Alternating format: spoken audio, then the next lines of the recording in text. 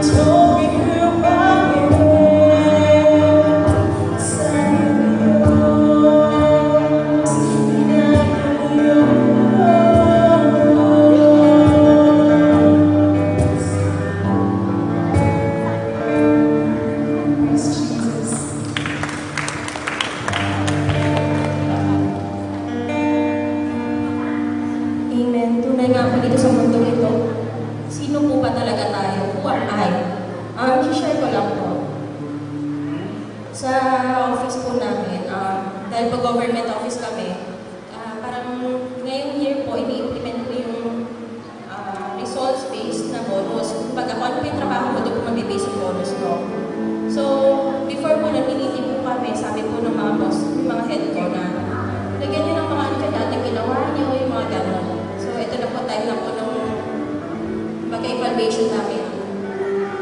And dahil nga po ginawa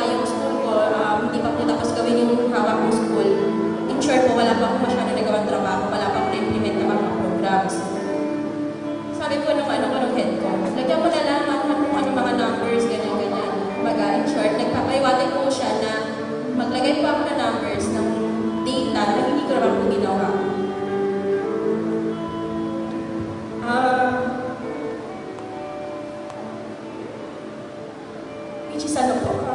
Yan po yung sa ano ko, isip ko.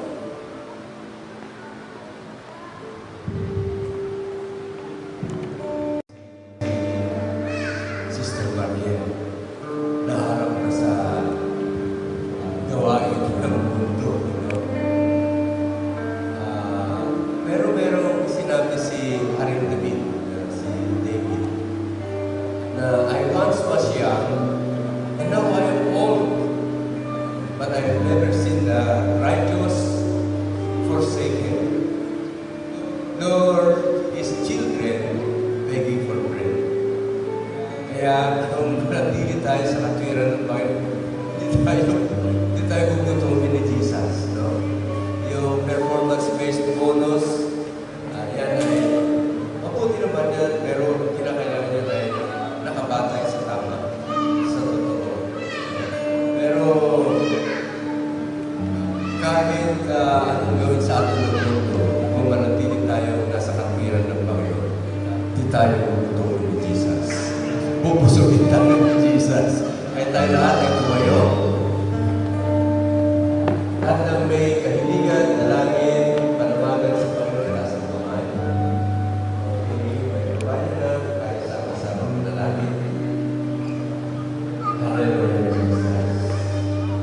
Tunay po, Panginoon, na ang iyong kaawan sa amin ay laging walang hanggan. Ang iyong katapatan sa amin ay laging sariwa sa bawat umaga. Tunay po, Panginoon, ang iyong katapatan sa amin ay hindi nagmamali. Maraming salamat po, Lord Jesus, na ikaw na aming Panginoon Diyos na makapangyarihan sa lahat ay hindi nagpapabaya sa bawat isa sa amin. Sa aming pagsunod sa iyo, sa iyong katwiran, alam namin, Panginoon, na hindi lamang kami mabubuhay dito sa lupa, kundi magkaroon kami ng buhay na walang hanggan doon sa piling mo, Panginoon.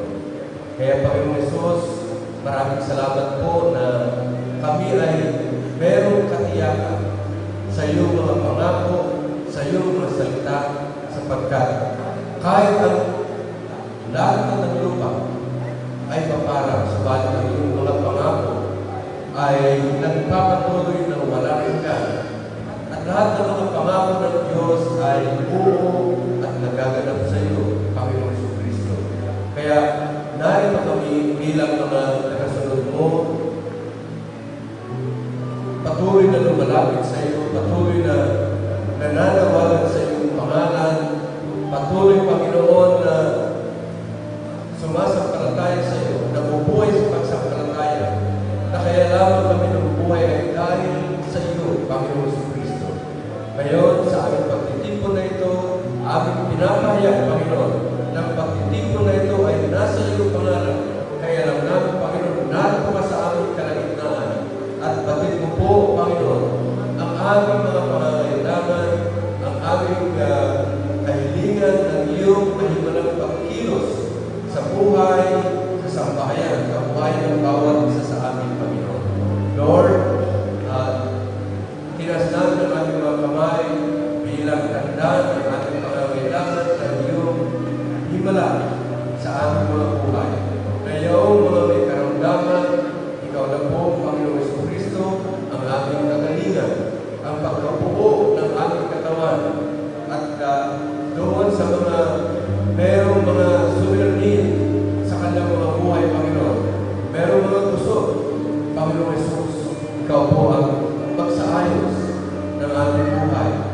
You are a God of order, and you have ordered this universe, Lord Jesus, into a beautiful universe. And you can we also ask the Lord to make our lives beautiful, and you have made it beautiful in your time, Lord Jesus Christ. Pero din, Panginoon, sa mga merong pakikipagbaka sa kasamaan ng sanlibutan na ito, ikaw na po, Panginoon, ang aming tagumpay. Sapagkat kami ay higit pa kaysa mga nagtatagumpay, hindi sa aming kakayahan, kundi sa pamamagitan ng Panginoon Jesucristo na nagbibigay ng kakayahan sa amin. Ngayon din, Panginoon, sa mga merong mga pagpapasya na gawin. At hindi nila malaman kung anong pagpapasya ka ng muling Panginoon. You are our shepherd. Lord, take our hands. Lead us into your path of righteousness for your name's sake. Na sa aming pagsunod sa iyo, Panginoon, surely goodness and mercy shall follow us all the days of our lives, and we will dwell in the house of the Lord forever.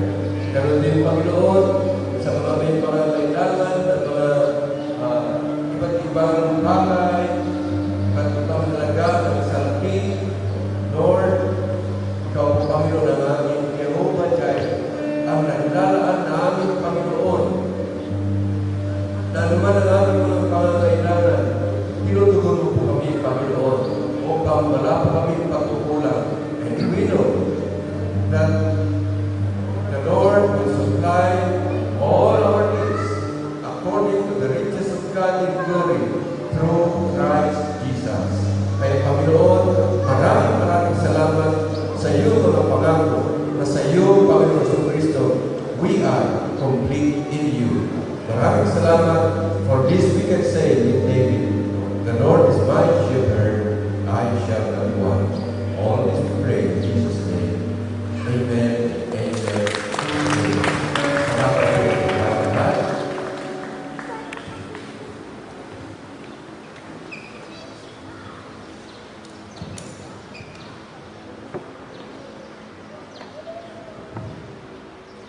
Siguro, pag-uwi niyo mamaya, ay basahin niyo siguro yung Galatians chapter 1 to 3 o kahit yung buong aklat ng sulat ni Apostol Pablo sa mga taga-Galatia. But I'm going to read just a few of the verses na maging panuntunan natin sa ating sharing sa hapon ito. I marvel that you are, I'm reading from chapter 1, starting with verse 6. I marvel that you are so soon removed from him that called you into the grace of Christ unto another gospel, which is not another. Ibig sabihin, meron lamang isang ebanghelyo sa Biblia. No? There's no other gospel. There's no other gospel. If there's another claiming to bring another gospel, which is not the gospel of our Lord Jesus Christ, that's no gospel at all. Hindi yan yung mabuting balita. Sapagkat yan ay magdadala sa mga tao sa kapahamakan. So hindi yan good news, yan ay bad news. I marvel that you are so soon removed from him that called you into the grace of Christ unto another gospel, which is not another. But there be some that trouble you, and would pervert the gospel of Christ. But though we, or an angel from heaven, preach any other gospel unto you, let him be accursed.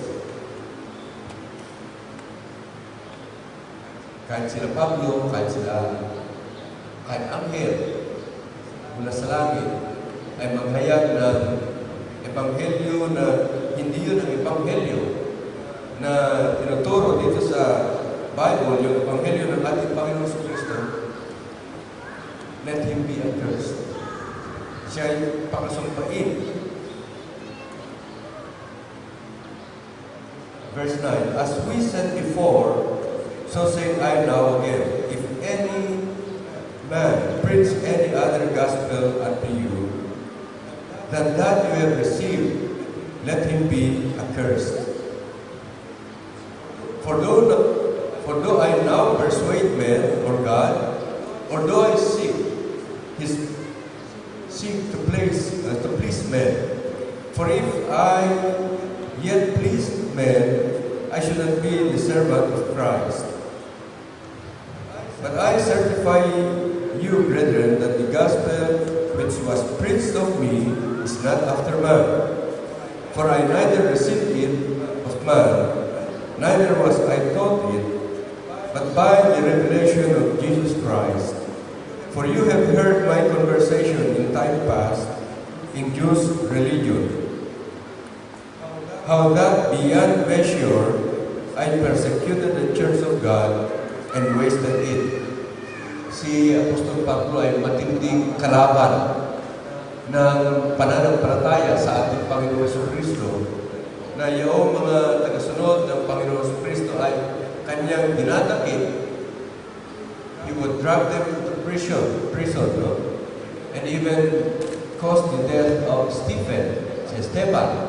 And pinagbabatot si Esteban under the supervision of Paul, of previously Saul of Tarsus.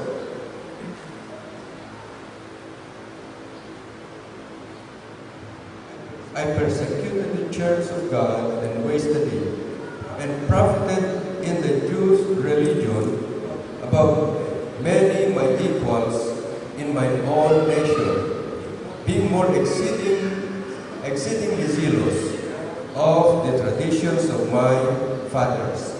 Yun yung ating nire-recite sa Philippians chapter 3. No? Na napakalaki ang nakamtan ni Apostol Pablo na parangal sa kanyang pagsunod, parangal mula sa tao, sa kanyang pagsunod sa kautusan.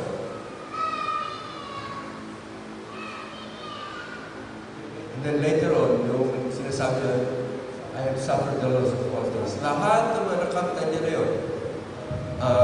Siguro, masabi natin na si Paul, Saul of Tarsus noon, he's a very lettered man.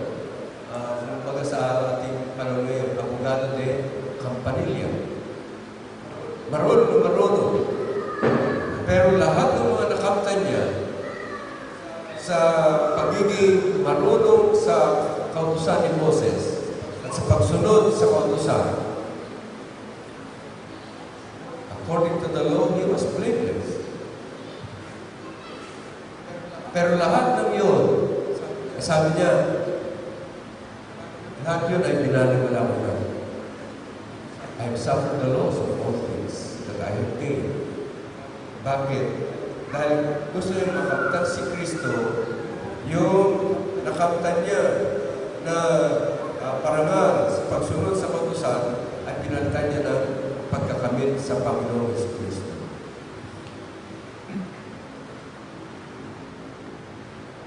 But when it pleased God, who separated me from my mother's womb and called me by His grace to reveal His Son in me, that I might preach Him among the heathen,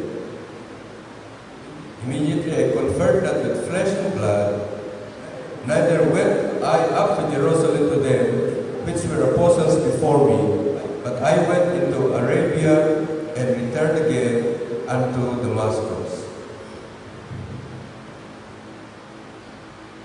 Itong sulat ni Apostol sa mga taga-Galacia, isa sa mga pinakaunang paksa, si Mono, sa usapin ng sulat ni Apostol Pablo ay yung mabuting balita, yung Ebanghelyo.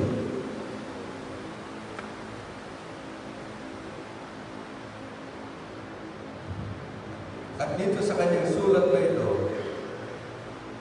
ay binigyan niya ng yung pagkakakilala kung ano yung Ebanghelyo, the distinctive characteristics of the Gospel. Ang sinabi niya, walang ibang Ebanghelyo liban sa Ebanghelyo na pinangaral niya sa mga taga-Galacia na tinanggap naman at pinatitilihan ng mga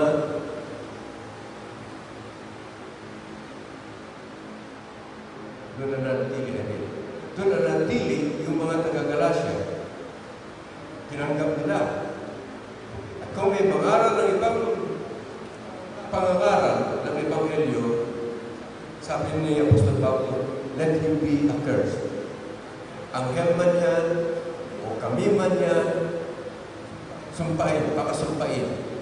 Sapagkat isa lamang yung Ebanghelyo na ibinigay sa atin upang ito ay mabuting balita na ang tao ay maalis sa masamang balita at madala sa mabuting balita. Kaya merong mabuting balita ay dahil may masamang balita. Ano yung masamang balita? Lahat ay nagkasala. Lahat ay hindi nakaabot sa kalwalhatian ng Diyos. At dahil sa lahat ay nagkasala, lahat ay napailalim sa sumpang hatol na kamatayan, sapagkat ang kabayaran ng kasalanan ay kamatayan. Sa mga tuwid tayo lahat, itong buong sanlibutan na ito, napailalim sa sumpang hatol ng kamatayan. That's bad news. Ang good news ay itong Ebanghelyo ni Apostol Pablo.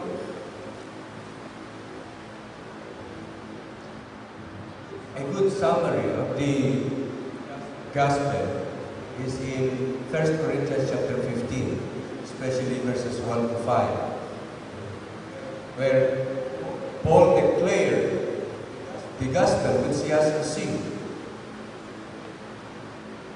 and which the congregation have received also. Ano yung gospel na yun? Sabi niya, na ang Panginoon Jesucristo ay namatay dahil sa ating mga kasalanan, ayon sa kasulatan, according to the Scriptures.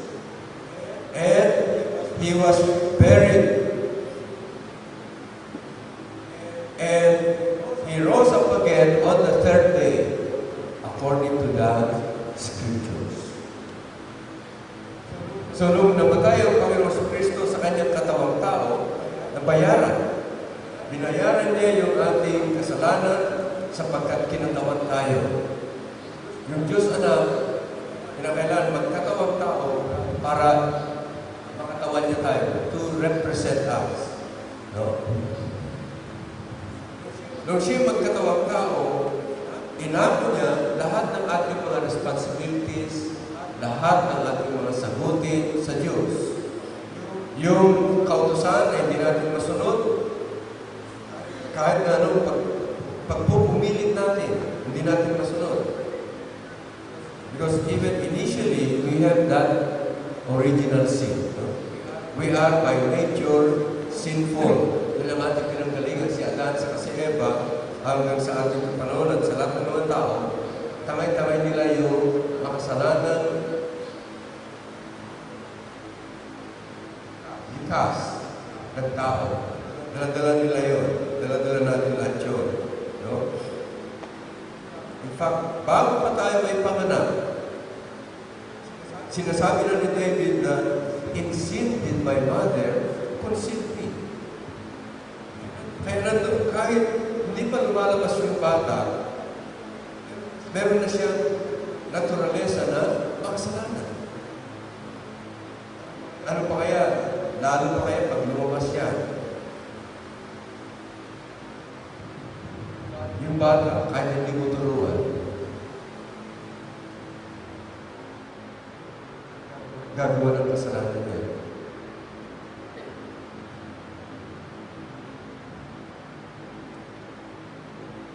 Sin comes to us naturally.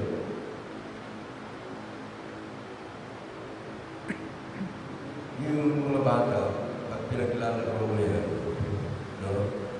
Nag-aagawan ng toys, nagtutulakan,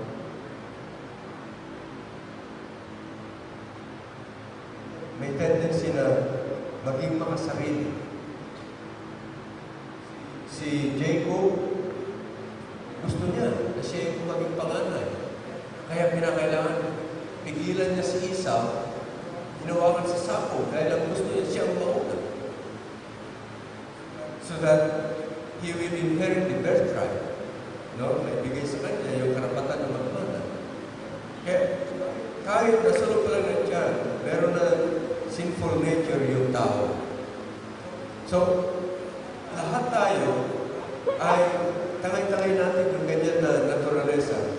Ang Panginoon Jesucristo, nung siya magkatawang tao, kinatawan tayo dyan sa makasalanan. Likas na yan. He who knew no sin, Jesus, sa kanyang pagkakatawang tao, walang kasalanan. Dahil yung katawan na kanyang dinala ay katawan na bagong pagkatao, yung kanyang daladala rito. Walang kasalanan, subalit yun ang umako ng ating kasalanan. He who knew no sin was made sin for us. Bakit? Kapag kinuha niya yung ating kasalanan, binayaran niya, lahat ngayon ng nagpapasako sa Panginoon Jesucristo ay may bilang na ngayon na matuwid sa mata ng Diyos. Sapagkat yung kasalanan, pagkamakasalanan ng tao ay binayaran na ng Panginoon Jesucristo. Yung kautusan ay hindi natin masunod. Ang Panginoon Jesucristo ang gumawa sumunod ng lahat ng iyon. Kaya hindi siya naparito upang masakit, sirain ang kautusan, kundi din ang mga iyon para sa atin.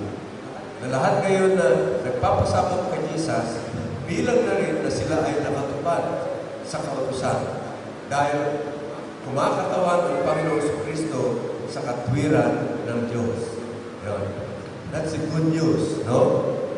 Namatay sa katawang tao ng Panginoon Jesucristo, ngunit nabuhay na muli para patunayan niya sa atin na ang sino mang sumasampalataya sa Kanya ay hindi lamang binayaran na niya ang kanyang kasalanan, kundi meron siyang buhay na walang hanggan. Sa kanyang pagbangon muli mula sa mga patay, pinatunayan niya na, I am the resurrection and the life. He who believes in me, though he were dead, yet shall he live.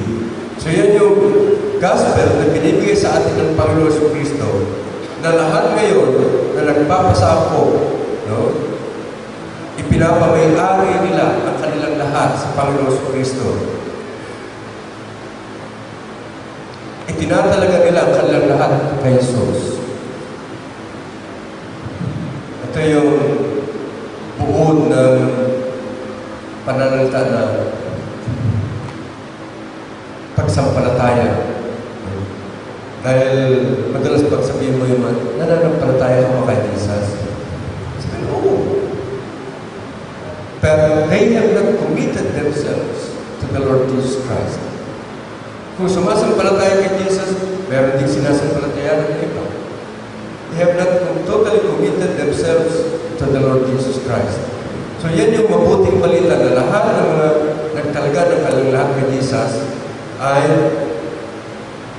nasabi na itong mabuting balita na wala na sila sa katulad ng kamatayan at sila ngayon ay may buhay na walang hanggan. Kaya kung may mangaral ng iba pang Ebanghelyo, sabi ni Pablo, hindi yan Ebanghelyo. There's no other gospel. There's only one gospel. That's the gospel which Paul did not receive from man. No? Hindi yan tinanggap ni Pablo sa mga tao. Hindi yan itinuro ng tao kay Pablo, kundi ang sinasabi ni Pablo, yan ay tinanggap ko mula sa Panginoong Jesucristo. So yan ay revelation. Yan ay self-revelation, self-disclosure, self-manifestation ng Panginoon Jesucristo kay Pablo, kay Paul.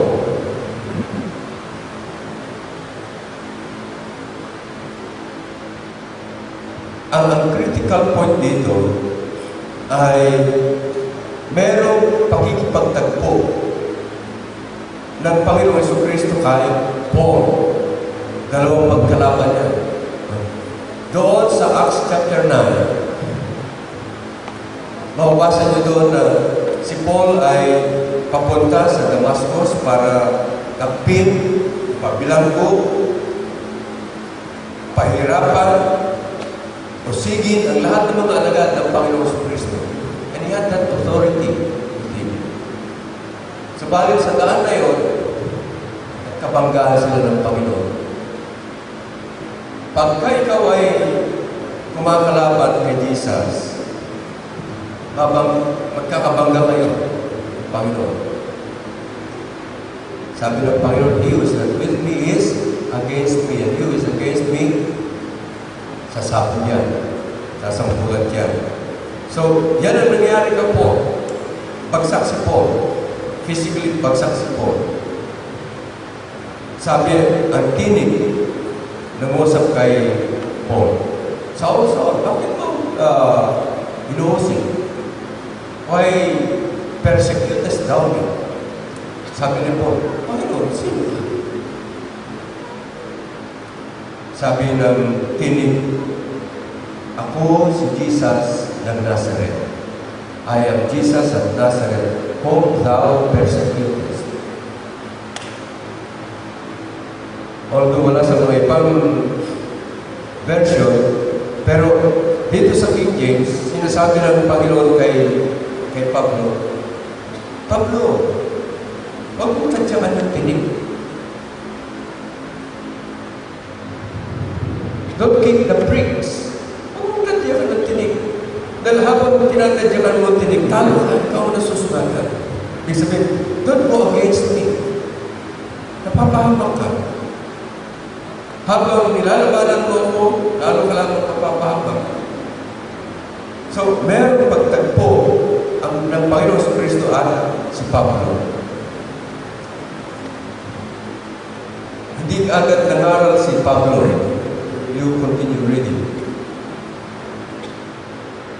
3 taon, nagpunta sa Arabia si Pablo para linawin itong pagkikipagtagpo niya sa Panginoon sa Kristo at doon itinagda niya kung ano itong gospel na ito.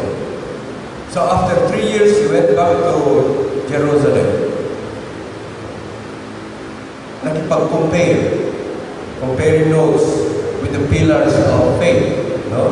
Sila Pedro, sila James, sila John. If they had the same gospel, which is to say, they had the same gospel. So, for 14 years, nangaral si Pablo. But after 14 years, he came back again to Jerusalem just to make sure that he is preaching the gospel of the Lord Jesus Christ. Ganyan kaingat si Pablo. No? Marunong si Pablo. In his generation, he must have been one of the best sa pag-aaral ng kautusan.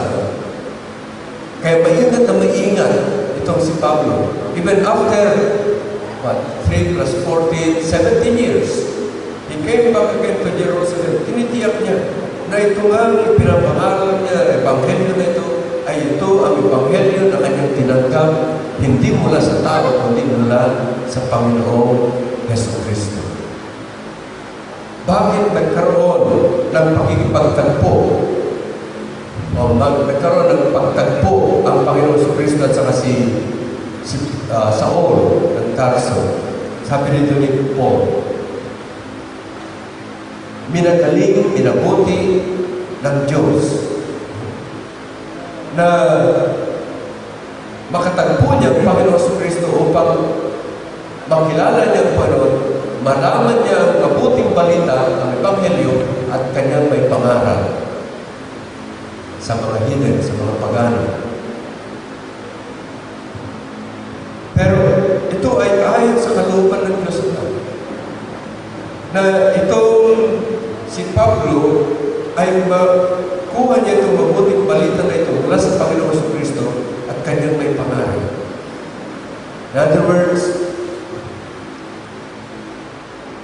yung mabuting balita, hindi ang Diyos Ama ang nagbigay sa Kanya. Hindi rin ang Espiritu Santo ang nagbigay sa Kanya, kundi bigay ito ng Panginoong Jesucristo. Bakit nagkaroon ng mabuting balita? Bakit nagkaroon ng gospel? Dahil merong pagtagpo.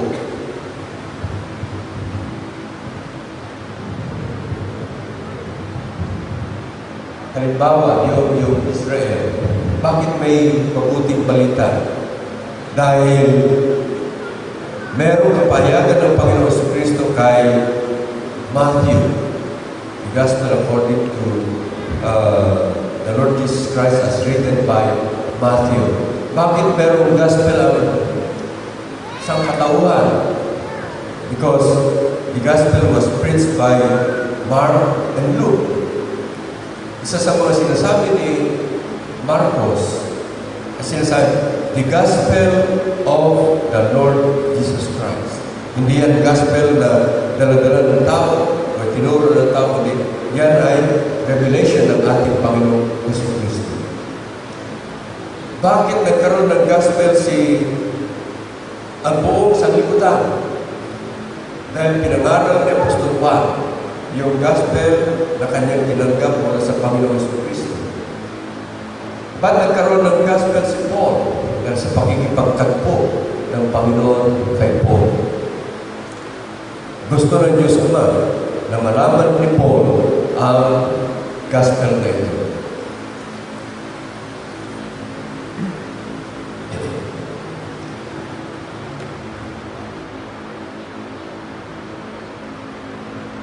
Mabuti na kinakatagpo tayo ng Panginoon Jesucristo. Dahil tayo ay laging sawi. Laging sawi. Bakit? Dahil tayo ay nasa pagkakasala. Doon tayo kinatagpo ng Panginoon. Ang sangkatauhan, ang sanlibutan. Kinakatagpo tayo ng Panginoon.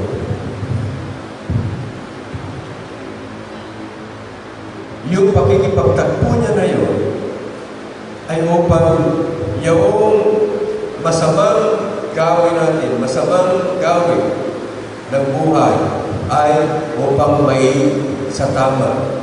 Na kung paano niya tama si Pablo ay isa sa tama rin tayo ng ating Panginoong Jesucristo.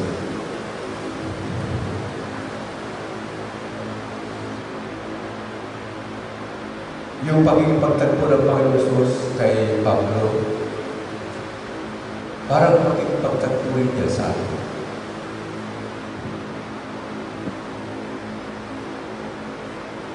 Iba't iba lang ang mga istorya natin. Na kapag tayo ay nandun sa bingit na bingit ng kawalaan, bingit ng kamatayan, bingit ng kapahamakan o kasawian, doon tayo sinasalot ng ating Panginoon Kristo.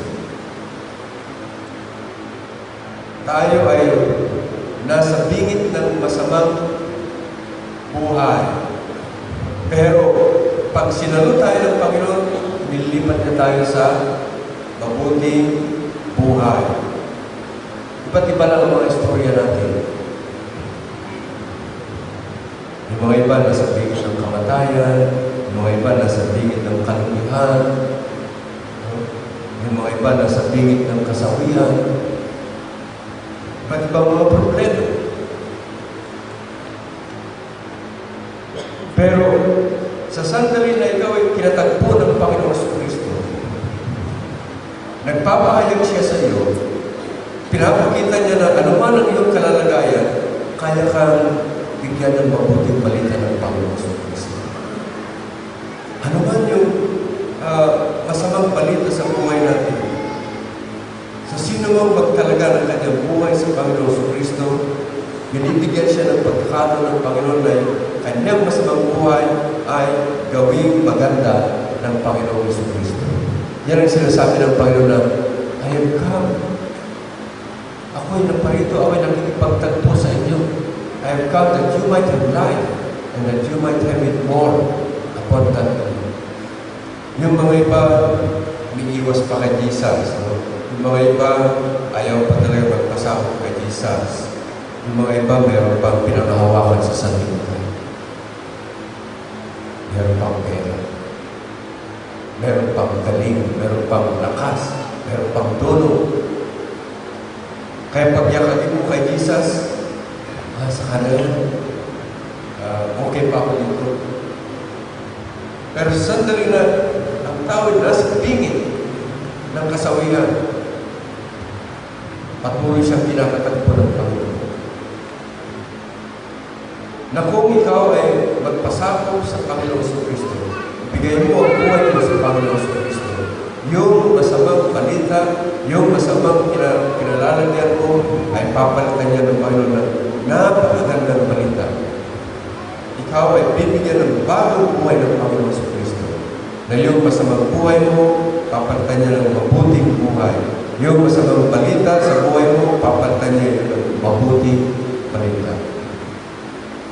Why don't we give our all to the Lord Jesus Christ? Huwag natin sayangin yung biyaya na nakamtan ng Panginoon Kristo para sa atin sa pagkakaaral niya ng kanyang lahat para sa atin. Kaya sabi ng Bible, ano pa kaya judgment na dumating sa atin kung yung kaligtasan na binibigay ng Panginoon Kristo sa atin ay ating banawalain. If we neglect such great a salvation, how much sorrow punishment shall be upon us. Kaya, huwag nating baliwalain yan. Yan ay kinamtan ng Panginoon Kristo ng kanyang pagmalaan ng kanyang lahat para sa atin upang tayo ay mabigyan niya ng masaganang buhay, pinagpalang buhay, at higit na masaganang buhay ay come that you might have life, that you might have more abundantly, sabi ng Panginoon. Lahat ng gusto tumanggap ng masagana at higit pang masaganang buhay ay hindi ko ngayon tayo lahat ay tumayo at magwakas sa isang kanilangan ng pagkakalagay sa Panginoon sa Kristo. Panginoon Jesus, kami po ay nabubuhay sa isang daigdig na puno ng kapigatian, puno ng kalupitan, puno ng kasalanan, puno ng kasawian.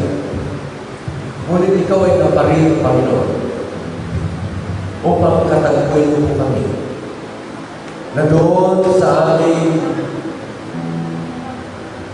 kalalagayan na kasawian, meron kang nakalaan na panagpo na biyaya para sa bawat isa sa atin upang matamasa namin, makamtan namin, matamasa namin ang iyong buhay na masagana. Buhay na hindi lamang pagsaliputan, kundi buhay na pangwalang hanggan. Lord, maraming salamat na hindi mo pinagkait sa amin ang kaligtasan at buhay na walang hanggan. You came from eternity into this world. You came from everlasting into this world, Lord Jesus. Upang kami, Panginoon, na nasa kapamakan ay ligtas mo. And so, Lord, tumayo po kami sa iyong harapan ngayon. Pahayag na nagnanais po kami na italaga namin ang aming lahat sa iyo upang kami, Panginoon, ay may suko namin ang aming buhay sa iyo. Sa aming pagtagpo sa iyo, kikilalanin ka namin, Panginoon, na ikaw nga ang katuparan ng pinakamagandang buhay para sa atin. At hindi kami hiwalay sa iyo, Lord Jesus. Mamahalin ka namin, sasama kami sa iyo hanggang sa kawalang hanggan, Panginoon. Dahil alam namin na kaya mo kami pakaingatan hanggang sa araw ng pagbubuo. And so, Lord, as we wait for your return, Lord, continue, Lord, to guide us into your path of righteousness for your name's sake, that we may follow you all the way, so that surely goodness and mercy shall follow us all the days of our lives, and we shall dwell